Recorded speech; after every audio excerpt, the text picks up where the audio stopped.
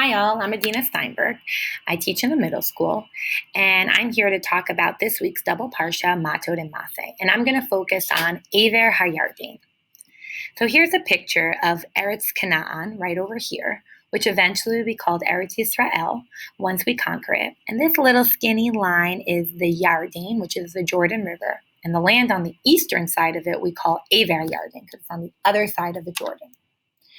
So in Perek Lamed Bet in this week's Parsha, there are two tribes, Reuven and Gad, who ask Moshe if they can inherit that land, Aver HaYarden, the land on the other side of the Jordan River.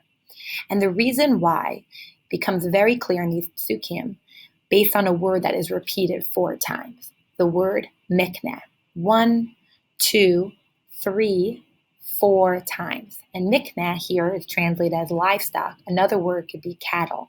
Reuven and Gad feel that they have so much cattle. And this land on Aver HaYarden is really good land for all their cattle. And so they want to know from Moshe if they can inherit this land and not get land in Eretz Canaan.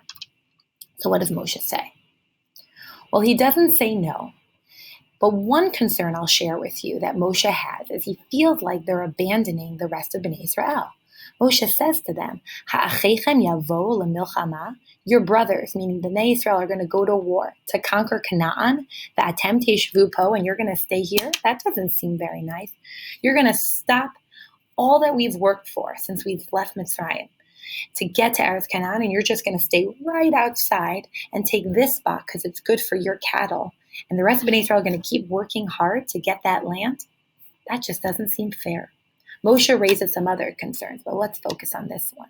So what happens? Well, there's a solution they have. Reuven and Gad say, no. We're not going to abandon our brothers. God forbid. Anachnu nechaleth chushim lifnei Bnei Israel. We will continue to fight. We'll settle our families here, but we'll go in and fight. All those who are soldiers and can fight will go in with Bnei Israel and fight.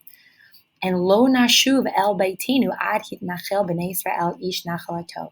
We will not go back to Aver HaYarden. We will not go back to the land we want to inherit until all of Bnei Israel have conquered their land and are settled in their new land. So does Moshe like this plan? So eventually Moshe agrees.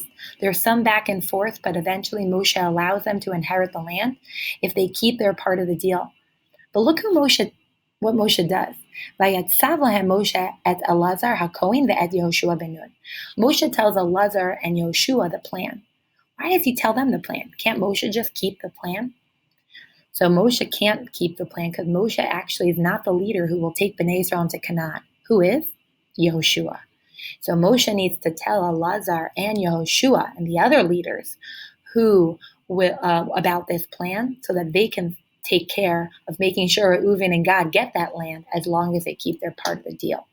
So here's a map of the end result when all of Bnei Israel conquer Canaan, and you can see all the different shvatim in different colors, the different land that they get.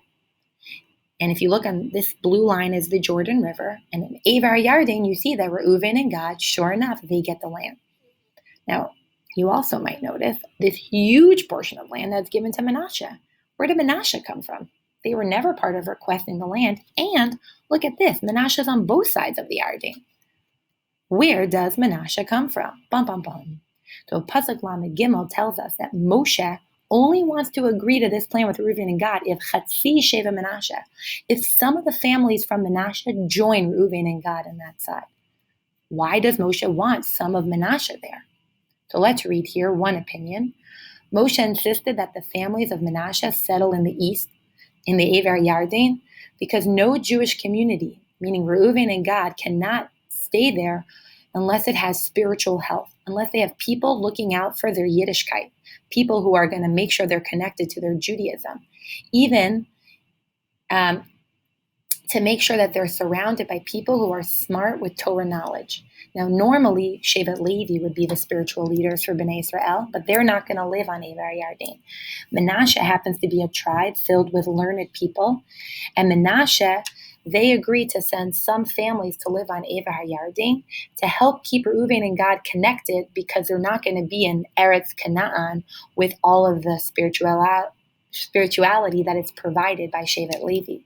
And to keep Gad and Reuben connected, Moshe wants to have some families from Manasseh there to help them be connected.